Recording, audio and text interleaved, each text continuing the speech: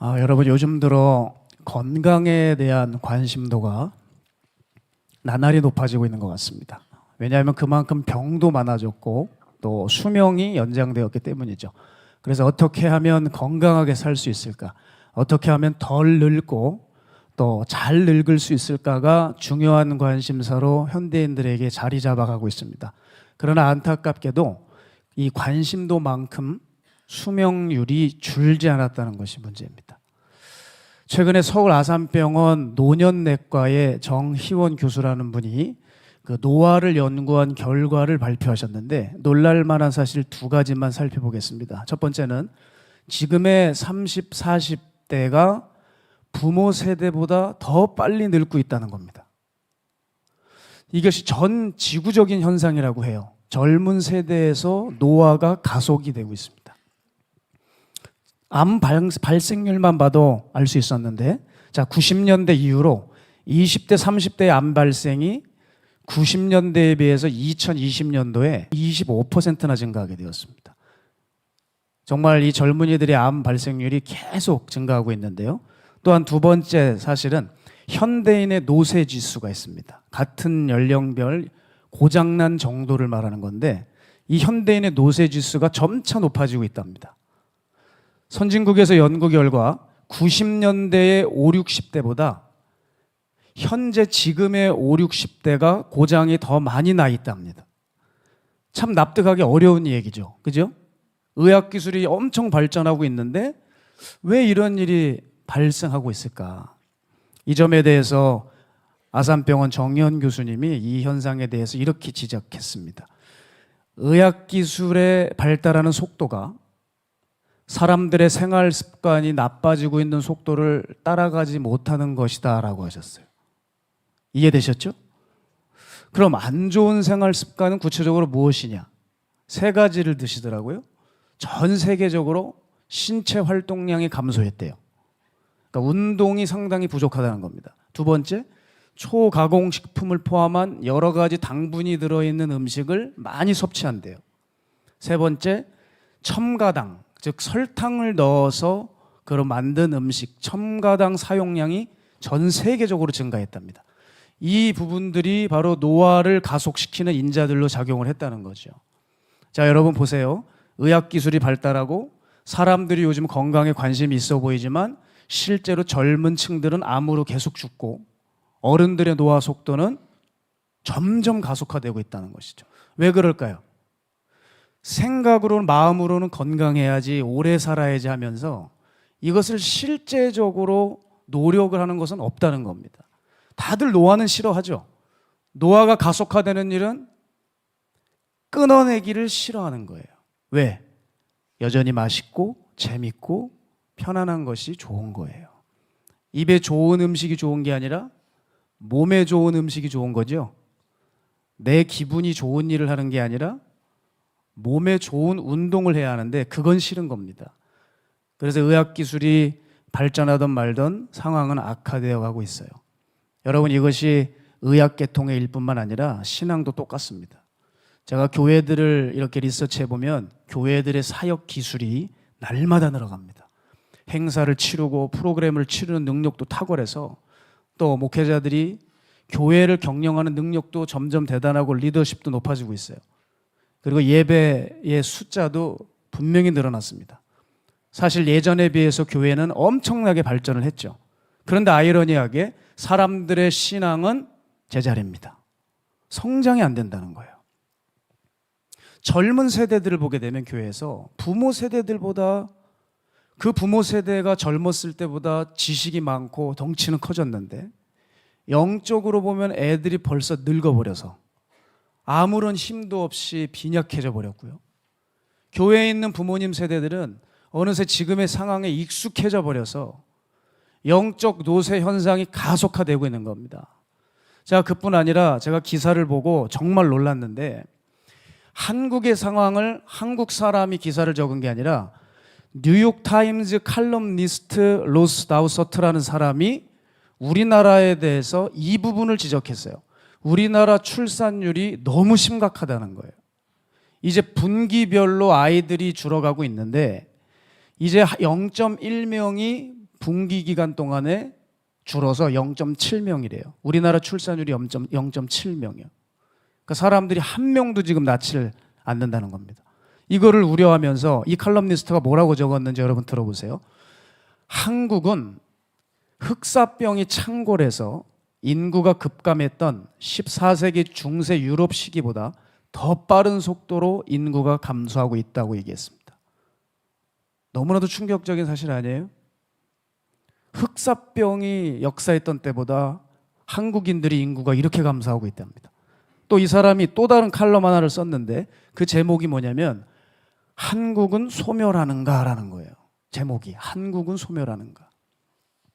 그리고 뭐라고 썼냐면 한국은 인구 감소 문제에 대해서 전 세계가 봤을 때 연구 대상국이래요.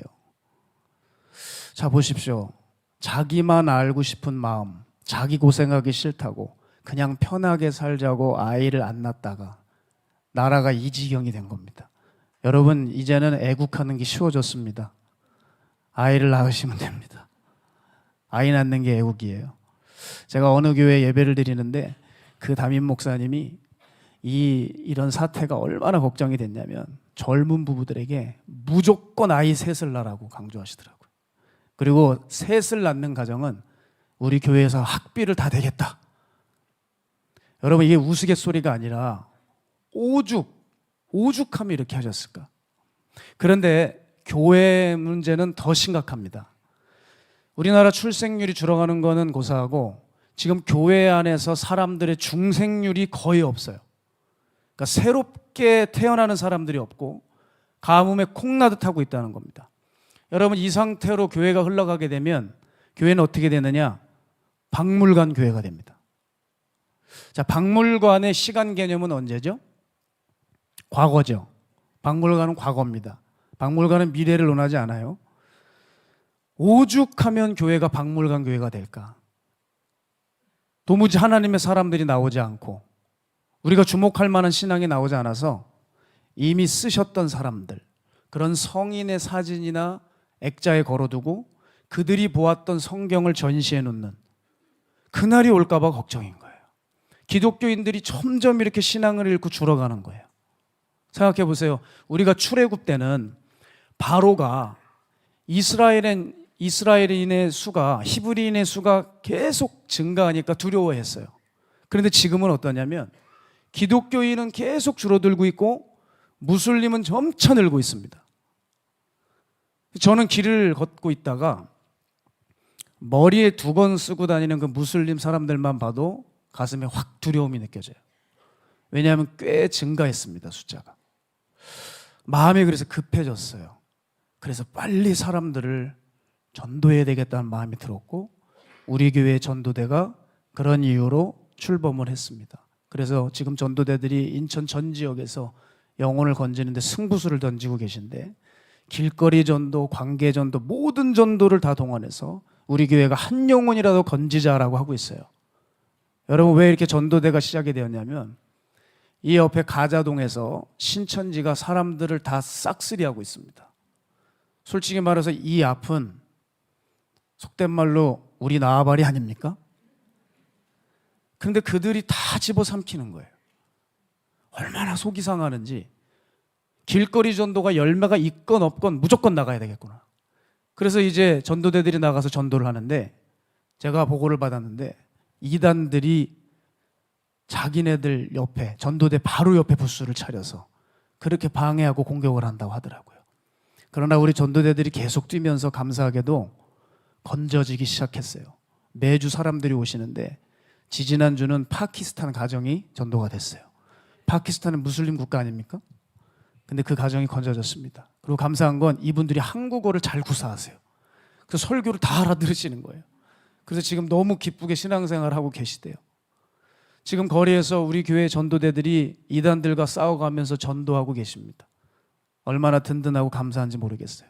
저도 틈나는 대로 나가서 여러분들을 도울 것입니다. 여러분, 왜 우리가 이렇게 해야 될까요? 가만히 있으면 교회는 박물관 됩니다. 앞으로 20, 30년 되어 먼 훗날 엄마가 아이 데리고 교회 방문해서 예배 드리는 게 아니라 이것저것 보여주고 설명하고 가버리는 그런 박물관 될 수 있다는 거죠. 따라서 사랑하는 성도 여러분, 우리가 예수님을 믿되 실제적인 신앙으로 거듭나야 되겠습니다.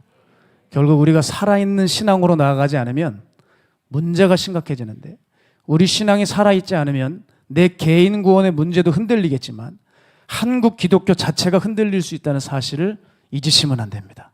따라서 이제 우리가 이 병들어 있고 정체되어 있는 신앙을 활력 있고 살아있는 신앙으로 변화해 보려고 두 가지를 우리가 고민하기 원합니다. 살아있는 신앙이 되기 위한 두 가지 방법을 말씀드리겠는데요. 첫 번째는 여러분 반드시 기초를 점검해야 된다는 것입니다. 자, 살아있는 신앙이 되기 위해서 사람들은 크고 특별한 무언가를 하려고 해요. 그러나 그게 아닙니다. 우린 기초부터 확인해야 돼요.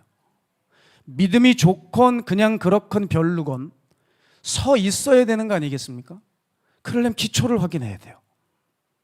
그런 맥락에서 지난 26일에 있었던 일인데, 경상남도 거제 바닷가에서 4층 펜션을 운영하고 있었는데 어느 날 자고 일어났는데 그 펜션이 흔적도 없이 사라져 버렸습니다. 이게 얼마나 황당한 일입니까? 근데 이 펜션이 어디에 위치했냐면 바다와 맞닿은 해안가 비탈에 지어진 펜션입니다. 그래서 주인이 더 많은 손님들을 받기 위해서, 인기 있는 펜션이 되기 위해서 리모델링 공사를 하고 있었어요. 자, 근데 새벽에 무너져 내려서 바닷물에 쓸려 펜션의 모양은 찾아보기 힘들 정도가 되었더라고요. 흔적이 없어요. 그냥 건물 잔해 몇 가지와 원래 지형인 그 흙 비탈면으로만 바뀌어져 있었습니다. 다행히 새벽에 붕괴가 되었기 때문에 인부들이 귀가하신 상태여서 인명피해는 없었습니다만은, 전문가 조사 결과 붕괴 원인은 기초공사 부실이었어요. 황당하죠? 자고 일어났는데 펜션이 사라졌다고요. 여러분, 기초가 이렇게 중요합니다. 제가 현장에서 느끼는 것은 사람들이 그러나 기초보다는 기술을 원해요. 그리고 기초는 이미 닦여 있다고 생각을 합니다. 그러나 기초 없이 기술을 쌓는 것은 아무 소용이 없이 허상 위에 쌓아놓은 신앙이 되어버립니다. 자, 마태복음 9장 26절에서 27절 주님이 이 말씀하시는 거죠. 나의 이 말을 듣고 행하지 아니하는 자는 그 집을 모래 위에 지은 어리석은 사람 같으리니 비가 내리고 창수가 나고 바람이 불어 그 집에 부딪힘에 무너져 그 무너짐이 심하니라. 저는 그런 의미에서 제가 오늘 설교가 좀 힘듭니다. 우리 제 스승님께서 앉아 계시는데 제가 우리 목사님 앞에서 무슨 설교를 할 수 있을까? 지금 다들 성도님 난리가 나셨어요. 박 목사님이 계시다는 얘기를 못 들으셨나 봅니다. 광고 때. 참 힘든 지금 위기가 제게 닥쳤고, 하나님께서 지금 시간이 가고 있는데 앞으로 한 20분 뒤에는 제게 기쁨과 자유를 주실 것이라고 믿습니다. 제가 우리 목사님께 감사한 건 저희들에게 기초와 기본을 추구하게 해주셨어요. 우리 목사님의 사역에는 옆에서 지켜봤지만 기적과 능력이 항상 따랐거든요. 우리 목사님께서 강조를 안 하셨을 뿐이지. 저는 전도사 시절부터 목사님의 그런 능력과 기적을 사모해서 늘 여쭈었어요. 목사님, 어떻게 하면 저렇게 그런 은사와 능력들이 나타나냐. 그러나 그때마다 목사님은 단 한 번도 얘기를 해주시지 않았습니다. 그런 거 하나도 중요하지 않아. 정말 이 문장은 수년이 흘러도 거짓말처럼 그 워딩은 그대로였습니다. 그런 거 하나도 중요하지 않아. 너는 능력을 행하는 종이 아니라 서울역에 가서 노숙인들을 끌어안고 우는 종이 돼야 돼. 그 말씀 해주셨죠. 그러나 저는 철이 없어서 그게 들리지를 않았습니다. 목사님을 다시 뵐 때 또 여쭤봤어요. 목사님, 혹시 그런 부분은 어떻게 해야지? 성령님이 하나도 중요하지 않아. 저는 또 오기가 있는 사람이라 기회를 엿보다가 또 여쭙습니다. 그때는 아예 대꾸도 해주시지 않았습니다. 이제는 어렵겠다 싶어서 저도 포기를 했었죠. 그런데 이제 와서 생각을 해보니까 그때 은사를 받았으면 어떻게 됐을까? 저의 비뚤어지고 병든 인격과 잘못된 가치관으로 만약에 은사를 받았다고 해보죠. 기적과 능력이 나타난다고 해보죠. 그런데 기껏해야 그게 유통기한이 6개월도 안 될 텐데 너무나도 황당한 일이 있을 텐데 차라리 진짜 안 나타나는 게 은혜였구나. 이제는 깨달았습니다. 이런 얘기해도 될지 모르겠는데 어느 날 목사님이 전화가 오셨어요. 내가 너를 위해 기도했어. 너무 기뻤습니다. 목사님 나를 위해 뭘 기도해 주셨을까? 하나님 이 종에게 50이 돼서야 은사가 나타나 주세요. 그러셨어요. 제가 그때 나이가 32이었는데 산에서 맨날 능력을 사모하고 있는 저에게 50이 돼서야 나타나게 해달라고 갑자기 전화가 오셨습니다. 얼마나 이 속에서 말할 수 없는 아픔이, 창자가 끊어지는 괴로움이 있었는지 모르겠습니다. 그러나 지금 너무 감사해요. 왜냐하면 기술보다 기초가 중요한 것을 알려주셨기 때문에요. 그래서 무엇보다 하나님 사랑하는 훈련을 하려고 애를 썼던 시간들이 있었습니다. 그렇습니다. 여러분, 우리의 중심이 바뀌지 않는 변화는 종교적일 뿐입니다. 거기에는 능력이 없어요. 제가 증인이에요. 제가 일부러 말씀드린 건 아니지만 생각이 나서 제가 목사님의 모습이 사실 너무 멋있었습니다. 닮고 싶고, 예전 전도사 시절에는 목사님 음색을 따라하고 싶은데 저는 그런 음색이 아니에요. 산에 가서 엄청 기도했더니 목소리가 걸걸해지더라고요. 그래서 목사님 말투도 따라해보고 포즈도 따라해보고 정말 남몰래 다 해봤습니다. 근데 여기에 문제가 한 가지가 있었습니다. 저의 이런 행동의 본질이 화장이었습니다. 파운데이션이라고요. 그래서 때가 되니까 이게 민낯이 드러나고 지워지더라고요. 왜 그러냐? 중심이 바뀐 게 아니었어요. 저는 이게 기초인데, 이게 기초가 안 된 상태에서 저는 이것저것 해보려고 했던 겁니다. 사랑하는 여러분, 그래서 우리는 겉모양을 카피하는 게 아니라 중심과 그 영성을 카피해야 돼요. 그렇지 않으면 우리의 가면은 언젠가 벗겨지고 만다는 것이죠. 여러분의 기초는 어떻습니까? 하나님 사랑하는 마음이 있습니까? 하나님 사랑하기 때문에 순종하는 것 있습니까? 여러분 성경 보십니까? 기도합니까? 이런 기초는 다 놓치고 있으면서, 아니 하기 싫으면서 영적으로 성장하고 싶어하고 빨리 회복되고 싶어 하신다는 거예요. 기초가 놓여있지 않은데 어떻게 건물이 올라가고, 기초 수술도 못하는데 어떻게 고난이도 수술을 하겠습니까? 저는 제 신앙을 회복시킨 것이 다른 것에 있지 않았어요. 정말 단순한 기초적인 것들이었어요. 한 가지 말씀을 드리면, 어느 날 저는 영적으로 피폐해 갔습니다. 아무도 몰랐을 거예요. 마음의 부정적인 마음이 파도치듯 그냥 저를 막 주락펴락했습니다. 제가 그때 이 마음을 어떻게 잠재웠느냐? 도무지 잠재워지질 않아요.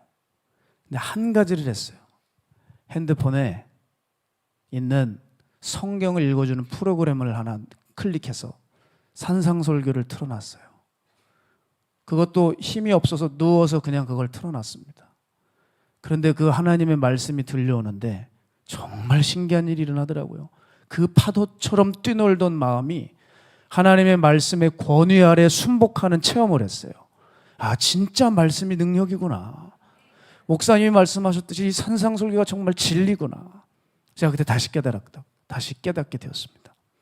자, 또 한 가지가 있죠. 제가 그냥 편하게 말씀을 드릴게요. 제 자신을 보았을 때 성질을 부릴 때가 있고 안 부릴 때가 있더라고요. 제가 예수님이 아니지 않습니까? 전 그리고 그렇게 썩 좋은 사람이 아닙니다. 또 관계가 좋을 때가 있고 안 좋을 때가 있더라고요. 근데 그거를 확연하게 가르는 기준이 하나 있었습니다. 그게 뭐였냐면 산기도였어요. 이상하죠? 산기도를 쉴 때는 성질이 많이 나요. 관계가 안 좋습니다. 그런데 기도를 다시 시작하게 되면 모든 것들이 다 아물더라고요. 왜냐하면 제가 수술을 여러 번 해서 몸을 움직일 수 없어서 한 달간 아예 쉰 적이 있습니다. 몸과 마음을 회복하고 충전되는 시간이 되어야 되지 않겠습니까? 그런데 황당하게 그때가 제 최악의 때예요. 영적인 것은 이상하게 설명하기가 어렵더라고요. 여러분, 그래서 쉬셔도 잘 쉬셔야 됩니다. 일 속에 안식이 있다고 했죠. 사역이 많을 때 오히려 죽어가는 게 아니더라고요. 오히려 더 강건해지고 자유하고 영적인 힘이 생겼습니다. 오히려 쉬다가 그만 풀어져서 원수의 공격을 받는 경우가 꽤 있습니다. 사랑하는 성도 여러분, 우린 쉬더라도 기도는 멈춰서 안 돼요. 쉬더라도 말씀은 봐야 됩니다.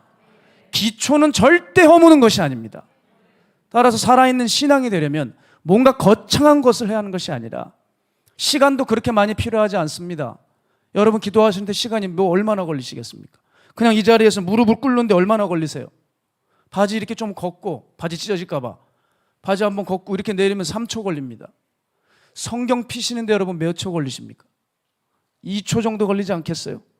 우리가 5초 정도면 우리의 신앙을 붙들고 성장할 수도 있는데 우리가 그걸 지금 못하고 있다는 거예요. 너무나도 단순한 건데 내 손이 성경에 가지 않고 내 어려움이 직면했을 때 주님 앞에 무릎으로 나아가지 못하는 거예요. 그러니 성장은 고사하고 퇴보하고 변질되고 타락해버리는 것이죠. 반드시 기초를 점검하셔야 됩니다. 두 번째, 살아있는 신앙이 되려면 어려움이 올 때 절대 피해서는 안 됩니다. 성도님들이 고통을 좀 두려워하시더라고요. 다들 힘들고 품이 많이 들고 아프고 하면 절대 순종하지 못하고 뛰어들지 못하세요. 그러기 때문에 우리는 살아있는 신앙, 주님이 나와 함께 해주시는 간증은 우리의 삶에 없는 것이죠. 그런데 기억해 주셔야 돼요. 생명력이라고 하는 것은 저항을 만날 때 강해집니다. 이걸 기억하셔야 돼요. 생명력은 저항을 만날 때 강해져요. 제가 예전에 이 역사 글을 읽고 참 도전을 많이 받았어요. 고대 지중해에서 로마와 카르타고가 국제 패권을 두고 경합을 벌였습니다. 이 냉전이 자그마치 500년간 지속됩니다. 그런데 천신만고 끝에 로마가 승리하죠. 그런데 여러분 로마 전쟁 역사를 보면 로마는 적을 초토화시키는 사례가 없어요. 왜냐?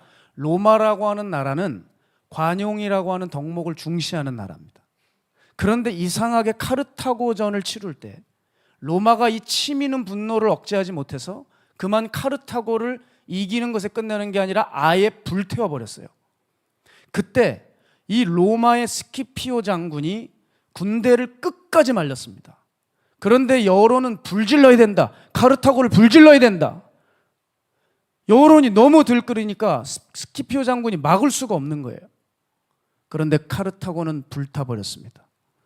그때 이 장군이 눈물을 흘렸어요. 왜냐하면 불타는 카르타고에서 불타는 로마를 보았답니다. 이게 무슨 말이냐? 로마가 그동안 단단히 서 있을 수 있었던 이유는 반대 세력이 있었기 때문이에요. 라이벌이 있었기 때문이라는 거예요. 로마에게 카르타고는 그냥 단순히 문제거리가 아니라 그 카르타고가 있었기 때문에 로마가 긴장을 유지하고 항상 준비 자세로 있었다는 거예요. 그런데 이 카르타고가 완전히 없어져 버리자 로마는 분명 해이해지고 붕괴될 것을 이 장군은 본 거고 장군의 생각은 옳았습니다. 결국 카르타고가 없어지자 로마는 긴장이 풀리고 내분이 일어나 붕괴되고 말았어요. 무슨 교훈을 드리고 있죠? 제가 아까 말씀드린 거예요. 저항이 없으면 생명력도 없어집니다. 여러분은 자꾸 어렵고 힘들다고 피하시면 안 돼요. 여러분이 가시는 길에 저항 세력이 있을 수 있어요. 여러분을 공격하는 사람들이 있을 수 있어요. 피하지 마세요. 마주해야 됩니다. 거기서 오는 고통과 고난을 두려워해서는 안 돼요. 그것과 마주하면서 여러분의 생명력은 강해집니다. 여러분의 영성은 날이 서게 되는 것이죠. 그러니 여러분 우리는 안주하면 죽는 거예요. 편한 것, 즐거운 것, 좋아하는 것 이건 우리를 죽이는 겁니다. 생각해 보세요. 이 세상에서 나쁘고 해악적인 것일수록 다 재밌고 즐겁습니다. 그러나 이 세상에서 값지고 의미 있고 가치 있는 일일수록 힘들고 어렵습니다. 사랑하는 여러분, 우리를 묶고 있는 이 안주의 사슬을 잘라버리고 우리를 괴롭게 하는 어떤 종류와 고통과 저항을 감사하셔서 우리가 이제 성장하고 일어설 수 있어야 돼요. 그런 맥락에서 예전에 동물의 왕국 다큐멘터리를 봤는데 시사하는 바가 컸어요. 솔개류에 속하는 어떤 새에 대해서 말해주고 있더라고요. 솔개류에 속한 새. 자, 여러분 이 새는 보통 50년을 사는데 어떤 경우는 100년까지도 산대요. 자, 50년쯤 이 새가 어떤 행동을 하냐? 50년쯤 지나면 일부러 자기의 부리를요, 바위에 박아서 다 진 이겨서 뽑아버린대요. 그런데 이 새 입장에서 엄청난 고통이 따르는 행위랍니다. 그런데 그러고 나면 새 부리가 다시 돋아난대요. 그렇게 하면 이 새는 50년이 아니라 100년을 살아간대요. 여러분, 자기가 살기 위해서 부리를 뽑아버려요. 진 이겨버려요. 거기서 따르는 고통이 너무 심해도 이 대가를 지불하고 부리를 뽑아버리는 거예요. 여러분, 우리 같으면 어떡하시겠어요? 50년 동안 편안하게 잘 살고 잘 사용하던 이 부리잖아요. 이걸 왜 뽑겠어요? 그냥 이거 가지고 사용하고 그냥 그럭저럭 살죠. 그런데 더 높은 것을 바라보면서 100년을 살기 위해 고통을 감내내는 거예요. 여러분, 이렇게 고통이 와도 피하지 않고 부딪히면서 새로운 생명력이 생겨나는 것입니다. 우리는 지금까지 너무나도 안주하고 안일한 신앙생활을 한 것 같아요. 힘들 것 같고 어려울 것 같으면 견적 내보고 에이 관둬버립니다. 그러나 주님은 뭐라 그러셨죠? 좁은 길로 들어서길 힘써라. 그것은 많은 사람들이 가지 않는 길이다. 왜? 대가를 지불하기 싫으니까요. 사랑하는 성도 여러분, 변하고 싶다면 행동을 바꾸셔야 돼요. 그렇지 않으면 백날 이방인의 중언부언의 기도와 글자만 읽어대는 통독만 하고 있을 것입니다. 정리하면서 정말 실제 우리가 살아있는 신앙이 되기 위해서 우리가 놓치고 있는 것 두 가지를 말씀드렸어요. 바로 기초를 점검하는 것과 적절한 저항을 마주하는 일. 여러분, 이것을 통해서 우린 살아있는 신앙으로 변모해 가기 시작할 겁니다. 저는 이번 설교를 준비하면서 하나님께서 아마 이 말씀을 전하라고 한 주 동안 이분을 묵상케 하셨구나 생각했어요. 광고 때 잠깐 말씀드렸지만 우리 공동체 큰 어른께서 소천하셨습니다. 저희들에게는 할머님이시죠. 사실 저는 이분을 뵐 때마다 혼자 생각한 것이 있었어요. 아, 저분의 마음에는 모터가 움직이고 있구나.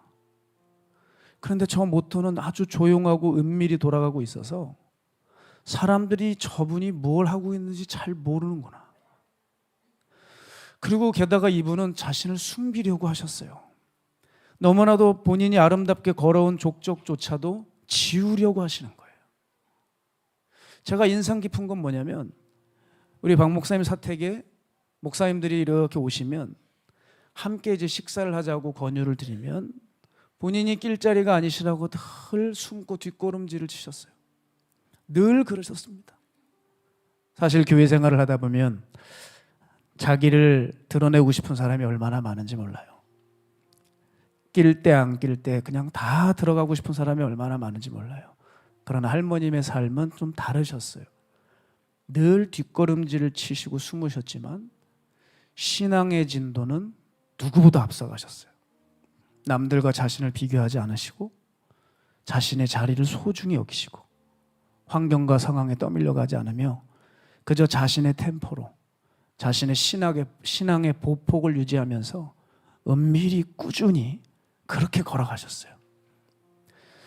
전혀 티가 안 났습니다. 이분의 생전에도 잘 몰랐던 적도 있어요. 그런데 떠나시고 난 후에 보니까 할머님이 이렇게 많이 걸어가셨구나, 이렇게 많이 앞서가셨던 분이구나를 알게 되었어요. 조용하셨지만 분명히 살아있는 신앙인, 이게 감동이 돼요. 한 주 내내 생각이 나는데 그렇게 사람이 소천하셔도 눈물이 나지 않은 때도 있는데 참 부끄러운 얘기지만 제 조부모님 돌아가셨을 때도 이렇게 눈물이 안 났어요. 할머님 돌아가시는데 그렇게 눈물이 계속 나는 거예요. 그게 그렇게 감동이 됐어요. 오늘도 제가 이 단에 섰는데 목사님께서 이런 말씀을 해주시더라고요. 캐나다 토론토 교회에 담임하고 있는 이 박종민 목사님에게 할머님이 생전에 이 박종민 목사님에게 이 말씀을 해주셨다는 거예요. 박 목사, 교인들에게 교만한 그런 모습을 보이면 안 돼. 항상 낮추고 섬기는 자세로 살아가야 돼. 두 번째는 혹시 성도들 중에 목회하다가 미운 사람이 생기거든, 대응하지 말고 자식이라고 생각해서 자식 용서하시듯 자식을 용서하듯이 자식같이 여겨야 한다. 그 말씀을 하셨다고 우리 목사님을 통해서 단회석이 바로 직전에 들었습니다. 이분의 삶은 바로 이런 가치관과 이렇게 조용하고 강력한 모토가 돌아가고 있었어요. 하나님은 저에게 한 가지 은혜를 주셨습니다. 이번 장례식 때 할머님의 유골을 유일하게 볼 수 있게 해주셨고 그 유골함을 안을 수 있는 영광을 제게 주셨어요. 할머님의 유골을 제가 감히 보고 말았는데 사실 그 함에 담겨있는 그 유골이 아니라 제게는 자신의 삶을 평생 끊임없이 드렸던 삶의 향기가 담겨있는 것 같아요. 저는 그 유골함을 안고 이제 장지로 하관을 하기 위해서 떠나는 차량까지 걸어갔습니다. 아무도 모르게 저는 할머님과 단둘이 가장 진지한 대화를 제가 나눴어요. 전 이렇게 말씀드렸습니다. 할머님, 저도 진짜가 돼보고 싶습니다. 저는 가짜거든요. 저는 목사가 되면 안 되는 사람이거든요. 그런데 하나님이 제게 어울리지 않는 옷을 입혀주셨어요. 할머님, 저 어떻게 해야 되죠? 진짜가 되고 싶은데 천국에서 제 생각이 나시거든. 기도를 해주세요. 저 혼자 할머니하고 진지한 대화를 나눴습니다. 목이 메이고 속에서 뜨거움이 올라오는데 가까스로 삼켰어요. 그렇게 그 할머님을 모시고 걷는데 정말 제가 살고 싶었어요. 나도 좀 살고 싶었어요. 나도 내 신앙의 보폭을 가지고 사람들 신경 쓰지 말고 꾸준하게 그렇게 할머님처럼 걷고 싶었어요. 그렇게 산신앙이 되고 싶었어요. 그렇게 묵묵히 제 길 걸어갈 수 있는 그 종이 되면 얼마나 좋을까. 그렇게 할머님과 대화를 나눴는데 오늘 베드로전서 1장 6절에서 7절 보게 되면 우리에게 이 믿음이 필요하다고 저는 생각합니다. 그러므로 너희가 이제 여러 가지 시험으로 말미암아 잠깐 근심하게 되지 않을 수 없으나 오히려 크게 기뻐하는도다. 너희 믿음의 확실함은 불로 연단하여도 없어질 금보다 더 귀하여 예수 그리스도께서 나타나실 때에 칭찬과 영광과 존귀를 얻게 할 것이니라. 얼마나 믿음이 분명한지, 얼마나 조용하든 은밀하든 관계없이 얼마나 확실하고 분명한지 그 믿음이 금보다도 귀하여 예수께서 다시 오실 때 그 믿음을 칭찬과 영광과 존귀의 면류관을 쓰게 해주신다는 거예요. 말씀을 정리하고 싶습니다. 사랑하는 성도 여러분, 우리는 어떤 신앙입니까?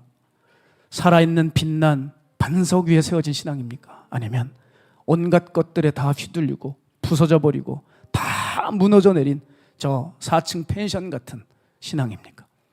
오늘 주님 앞에서 우리의 믿음을 다시 점검하고 회복되는 시간 되었으면 좋겠습니다. 우리 시간 마음을 다해서 이 찬양 부르고 주님 앞에 예물 올려드렸으면 좋겠어요. 기도하겠습니다. 하나님, 우리 이제 살고 싶습니다. 더 이상 하나님과 사람을 속이지 말게 하시고 붕괴 직전인 우리의 신앙을 주여 붙들어 주사 이제는 여러 가지 시험들로 근심할지라도 오히려 더욱 나의 믿음과 삶이 견고해지고 더욱 주님에 대한 분명한 확신으로 나아가게 하여 주십시오. 여기 귀한 예물이 올라와 있습니다.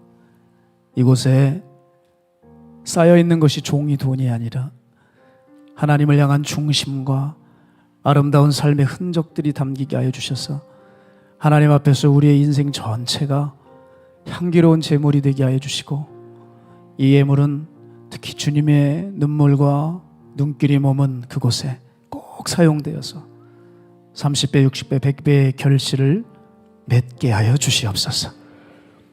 지금 이곳엔 성부, 성자, 성령 살아계신 하나님의 사랑과 은혜와 사람을 바꾸시는 능력이 이제 안일한 신앙에서 떠나 정말 실제적으로 살아있는 신앙이 되기 위해 철저히 준비하기로 작정한 주의 백성들 머리 위에, 가정 위에, 직장 위에, 사업체 위에, 또한 가족을 잃은 유가족들 저들의 머리 위에, 인생과 미래 위에, 저들의 회복 위에 이제로부터 영원토록 함께 하시기를 간절히 축복합니다.